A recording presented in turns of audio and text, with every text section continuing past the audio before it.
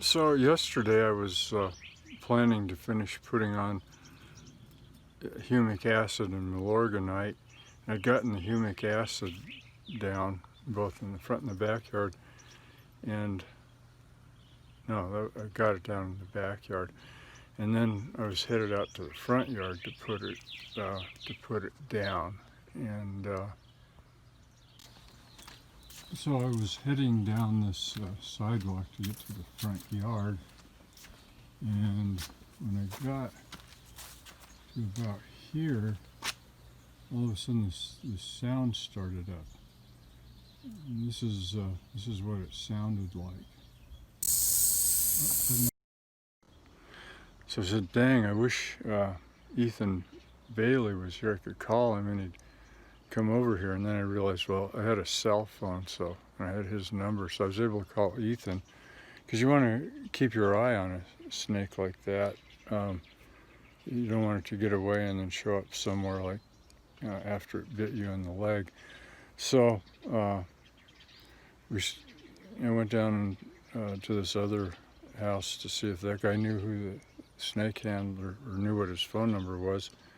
I was finally able to look it up, but didn't get any. I got a recording, so I left a message. I called 911, and they said, "Well, no, that's Game and Fish," and they gave me their number. And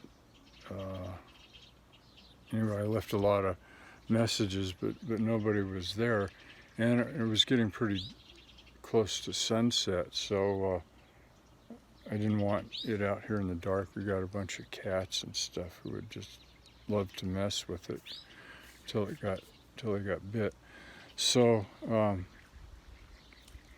and the thing was kind of an exciting experience, so I was a little bit flustered, and I didn't get.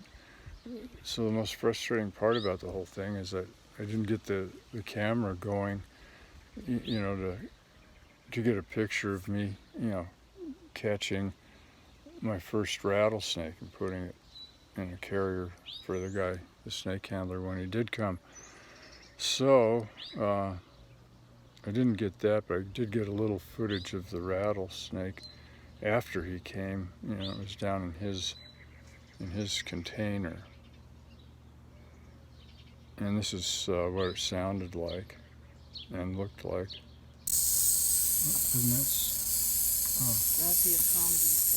Okay. Anyway, this is the latest snake that was in my yard.